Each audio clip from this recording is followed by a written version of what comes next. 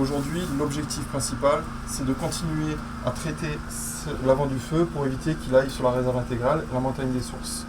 Mais rien ne s'est passé comme prévu à la coulée. Les soldats du feu devaient déployer le gros de leurs efforts pour protéger la réserve naturelle.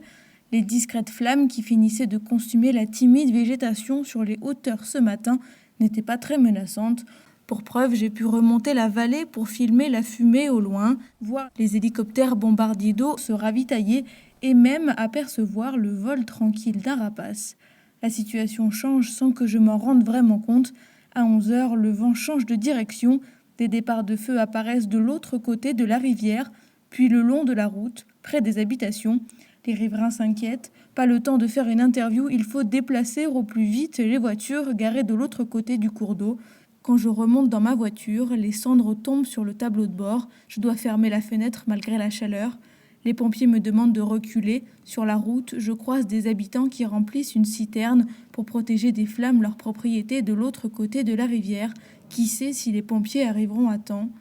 Les hélicoptères larguent de l'eau tout près. J'entends les craquements des flammes.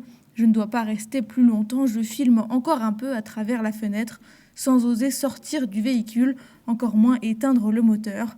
Avant de partir, je retrouve le capitaine Guépi qui revient à l'instant du terrain. Il a fallu revoir tout le plan de lutte contre les flammes. Les équipes qui sont à l'avant du feu sur la butte ont des craintes de ne pas pouvoir continuer à maîtriser l'avancée du front de flamme. Avec les 2 hélicoptères bombardiers d'eau en moins, ça fait beaucoup moins d'appui depuis les airs et ils ont peur qu'avec le vent qui s'est bien établi depuis ce matin, le feu regagne en intensité et soit de nouveau hors de contrôle.